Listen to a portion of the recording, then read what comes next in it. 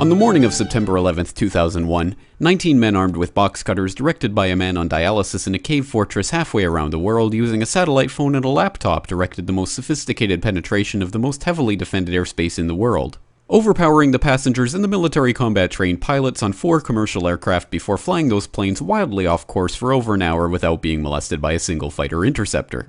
These 19 hijackers, devout religious fundamentalists who like to drink alcohol, snort cocaine, and live with pink-haired strippers, managed to knock down 3 buildings with 2 planes in New York. While in Washington, a pilot who couldn't handle a single-engine Cessna was able to fly a 757 in an 8,000-foot descending 270-degree corkscrew turn to come exactly level with the ground, hitting the Pentagon in the Budget Analyst Office where DoD staffers were working on the mystery of the $2.3 trillion that Defense Secretary Donald Rumsfeld had announced missing from the Pentagon's coffers in a press conference the day before, on September 10th, 2001.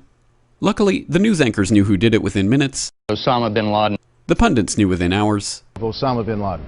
The administration knew within the day. Terrorists who committed these acts and those who harbor them. And the evidence literally fell into the FBI's lap. That a hijacker's passport was found blocks from the World Trade Center crash site, if you can believe that.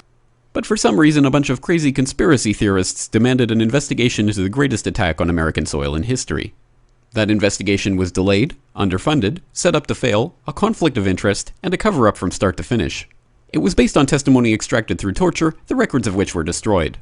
It failed to mention the existence of WTC-7, Able Danger, P-TECH, Sibel Edmonds, OBL and the CIA, and the drills of hijacked aircraft being flown into buildings that were being simulated at the precise same time that those events were actually happening. It was lied to by the Pentagon, the CIA, the Bush administration, and as for Bush and Cheney, well, no one knows what they told it because they testified in secret, off the record, not under oath, and behind closed doors. It didn't bother to look at who funded the attacks because that question is ultimately of little practical significance. Still, the 9/11 Commission did brilliantly answering all of the questions the public had, except most of the victims' family members' questions, and pinned blame on all the people responsible, although no one so much as lost their job, determining the attacks were failure of imagination. Because Nobody in our government, at least, and I don't think the prior government that could envision flying airplanes into buildings. Except the Pentagon, FEMA, NORAD, and the NRO. The DIA destroyed 2.5 terabytes of data on Able Danger, but that's okay because it probably wasn't important. The SEC destroyed their records on the investigation into the insider trading before the attacks, but that's okay because destroying the records of the largest investigation in SEC history is just part of routine record keeping. NIST has classified the data that they used for their model of WTC-7's collapse, but that's okay because knowing how they made their model of the collapse would jeopardize public safety. The FBI has argued that all material related to their investigation of 9/11 should be kept secret from the public, but that's okay because the FBI probably has nothing to hide. This man never existed, nor is anything he had to say worthy of your attention, and if you say otherwise, you are a paranoid conspiracy theorist and deserve to be shunned by all of humanity. Likewise him, and her. And her, and her, and him. Osama bin Laden lived in a cave fortress in the hills of Afghanistan, but somehow got away.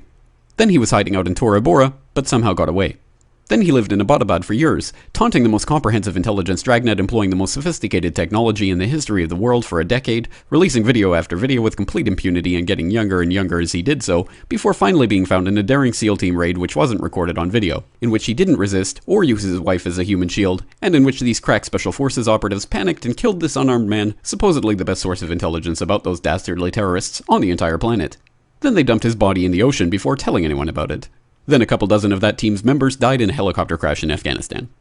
This is the story of 9/11, brought to you by the media which told you the hard truths about his head could be seen to move violently forward. And they took the babies out of the incubators. And mobile production facilities. And the rescue of Jessica Lynch. If you have any questions about this story, you are a batshit paranoid tinfoil dog-abusing baby hater and will be reviled by everyone. If you love your country and or freedom, happiness, rainbows, rock and roll, puppy dogs, apple pie, and your grandma, you will never ever express doubts about any part of this story to anyone. Ever. This has been a public service announcement by the Friends of the FBI, CIA, NSA, DIA, SEC, MSM, White House, NIST, and the 9/11 Commission. Because ignorance is strength.